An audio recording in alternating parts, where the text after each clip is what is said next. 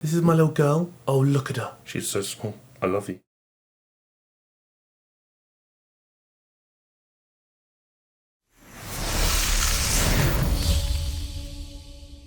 Obviously, if you can't tell, I'm in another room, and it's a very random room because I've moved house. And if you hear noises around the place, it's because I currently have 2 kittens. This is one of them. This is Spud. He's very small, and that's on top of the other cat we already have. So it's basically a bloody zoo in here. Like I said, I've changed rooms because I've moved house. So things may change because this isn't fully set up yet. So this may end up over there, may end up there, may end up anywhere else. But what we're doing today is we're actually going to crack on with another shorts video because a lot of you actually really liked the YouTube shorts compilation. So we're going to do another one right now. We're kicking off strong with Krissy Cela. We're looking at what I wish I knew before weight training. And you'll notice there's a bit of a theme to the shorts videos that we're going to be looking at today. So things I knew before weight training. Let's have a gander. Train the upper body is key. I completely agree. Controlling your reps is vital. Yes, but I'm going to elaborate on that in a moment. Warming up dynamically will save your life. It probably will. Well, I wouldn't necessarily say save your life, but it's probably good for you. Compound moves over everything else. Again, that's more of a time and a place sort of situation. I think when it comes to training your upper body and ensuring that is key, you've got to remember that what are your goals? Realistically, for most people, having a balanced body and a balanced physique to some extent is probably going to be part of at least one of your goals. And doing so means you are going to have to train your upper body, and you can't neglect certain areas just because you don't enjoy training them. Warming up dynamically, saving your life. This is interesting because there's always this argument, and actually I think someone asked a question about whether I think you should stretch before or after a workout. Warming up dynamically is a big yes. There's some evidence to support that warming up in a static manner, so static stretching before a workout, can actually temporarily reduce performance, whereas warming up dynamically may not. So I'd always say, if you can, start with a bit of cardio, low intensity stuff, before then going on to some dynamic stretches to make sure you're moving through the range of motion you intend to be moving through later on in the workout against resistance. Gets your body ready and primed for the movements ahead, which is hopefully going to reduce the likelihood of injury. Compound moves over everything else. This is interesting because I think it is a time and a place sort of thing. Compound movements are extremely important, and I would expect to see compound movements to some extent in every program. When you say compound movements, do you mean multi-joint movements, like just pressing variations in general perhaps, or do you mean the fundamental basic compound movements of like squat, bench and deadlift? In which case, squat, bench and deadlift are very much goal specific, and if your goals don't align with them, you don't need to do them. But I think multi-joint movements, absolutely very important, but as are isolation movements. You can't neglect the isolations. And by isolation movement, I mean like a single joint movement, or a movement in which only one body part is moving. Controlling your reps is vital. So here's the thing, time under tension we know largely as a concept in regards to hypertrophy has kind of been binned. It is not a big thing for hypertrophy, therefore controlling or deliberately slowing the concentric portion of your rep is not a good time for hypertrophy. The concentric portion refers to the portion in which you're exerting force. Whereas controlling your reps is key, because essentially what we want is a controlled eccentric and then an explosive concentric. So we control the way down before we explode on the way up. You're trying to explode and move through that concentric portion as fast as possible, but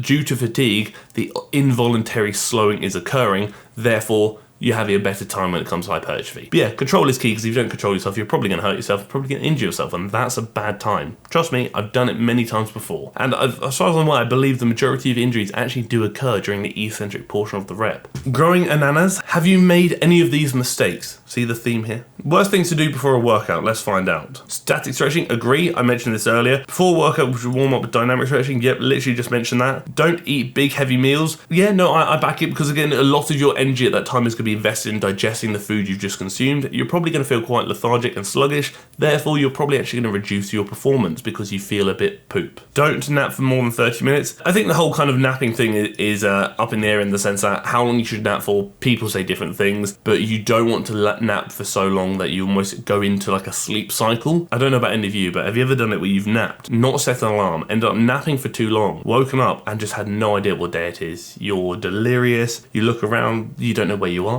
Whose bed are you in? What day is it? Are you even on the planet Earth? So many things where you just ponder for about 10 minutes, you just lie there and you're like, wow, let me think about all the decisions I've made and think about all the regret in my life. And then after you come to, you're a bit like, I feel tired now. I don't know if that happens to any of you, but that certainly happens to me when I nap for too long. Studio Jibby, the journey of working out be like, let's find out. Have I been working out consistently? Let's find out. Yes, apparently. Have I been bettering my form? Let's find out. Yes, apparently.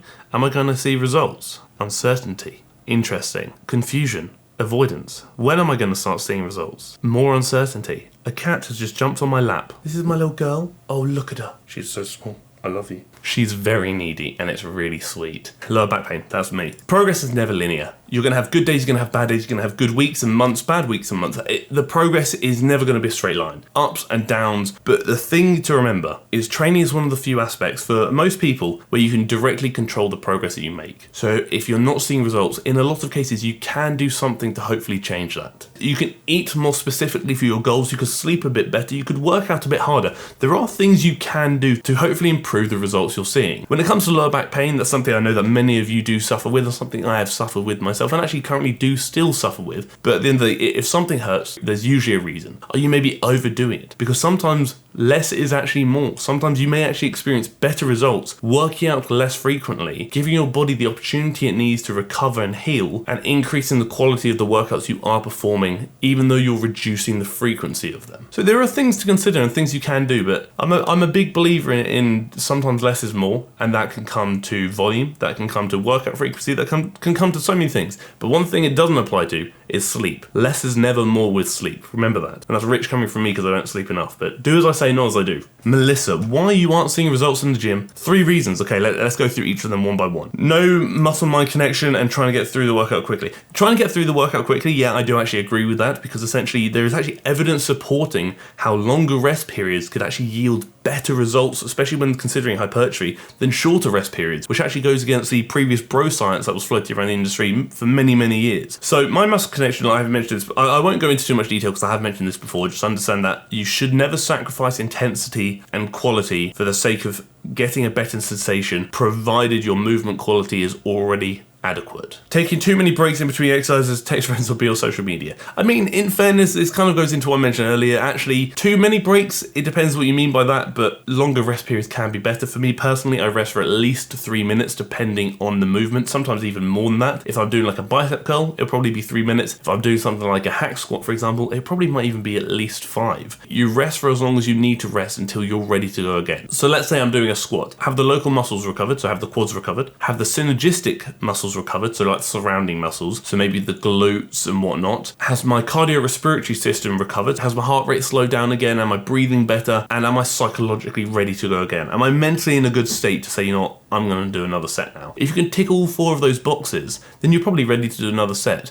And for me personally, that takes usually at least 3 minutes between working sets, probably about 2 minutes between warm-up sets. And in that rest period, you can text if you want to, you can be on social media if you want to, you can do whatever you want. Too worried about looking good rather than working out. I think to an extent we all do worry about how we are seen by other people, how we're looking, but not necessarily in a vain sense, but maybe for me personally it's an insecurity thing. I get quite insecure about how I'm looking in the gym, not from like a aesthetic standpoint, but if I'm looking like I'm putting funny faces, things like that, sometimes I do get a bit insecure that people look at me saying, what is that man doing? But I know that's just me being probably a bit silly. But no, I think it's okay to worry about how you're being seen and potentially judged by other people, but the reality is in most cases, you're probably not being judged by anyone. The only person probably judging you is actually going to be yourself. Oh, MadFit, what are we doing here? Red flags in the fitness community. Point of view, you start working out to better your mental and physical health. Lose belly fat in 10 days. Massive red flag. I've covered many videos that promote this, but realistically, can you lose something in 10 days? Yes, but are you gonna lose as much as people may promise? Probably not. Get abs in 2 weeks. Again, this is facts. This is facts. Are you going to see results in 2 weeks? You may see some results indeed. Are you going to see the results that many people promise you? Probably not. This is what I mean by clickbait going too far. False promises and unrealistic expectations are only going to set you up for failure and leave you feeling disappointed. That's not what fitness is about. That's not going to help you better your physical health, and it's definitely not going to help you better your mental health. Get rid of hip dips. Oh, I've covered this many times. Honestly, there's nothing wrong with hip dips. And it's key to note that the hip dips are largely due to your genetic shape, and there's nothing you can do to change that. If anybody ever promotes or suggests that you should change hip dips because they're wrong, look at them, dead in the eye, and say, thanks for your opinion, but unfortunately I didn't ask, and then you walk away. When it comes to opinions on other people's bodies, you don't need to give it, nor should you give it, especially if that opinion is negative. Actually pretty good shorts today. Again, less workout focused, more message focused, I'll say. And I actually really enjoyed them. I think there's some really good points here and it allows me to kind of debunk a few bits and bobs along the way. And I don't know about you, but I actually really like the compilation content of me looking at shorts and giving my 2 cents. So if you do like it, we can make it a bit of a series. And I encourage you to send me all of the shorts that you have. Like if you've got anything you want me to look at, ping it across to me and I'll slap it on the list and we'll cover it together. I'm hoping to get in the gym in a few days on Saturday and film an in the gym workout with commentary while I'm going along with my workout, but I'm gonna be honest with you, I'm a bit anxious to do so, but I know I need to get over that anxiety and leave my house basically. Community coaching goes live on Monday, so you have a few days, so the next video that goes up will be announcing community coaching. The TFNL growth guide will always be linked in the description down below if anybody fancies having a gander. So comment question of the week, let's have a gander. Is it really that important to switch up your workout every few weeks? Absolutely not. Depending on goals, obviously, switching up your workout less often is usually better. The hypertrophy coach made a really good post about this a while ago, saying that even for his Olympia level competitors, 80% of the year they'll do the same exercises. And when it comes to like coaching, for example, I often say to my clients, here's the program, we'll do this. At the end of the program, once we finish the block, which exercises didn't you like and which exercises did you feel that you weren't progressing? Identify them, figure it all out, probably remove them and replace them with other movements. Then we piece together essentially movements that they enjoy and movements they can progress consistently. In a lot of cases, programming should rarely change, and my programming only changes when it needs to change, and that's usually when I am lacking motivation because I don't enjoy what I'm doing anymore, or I can no longer progress that movement. Or my goals have changed, it depends. That is it. That is a video. Thank you for tolerating me. Thank you for tolerating the 2 new additions to this house, and thank you for tolerating the video.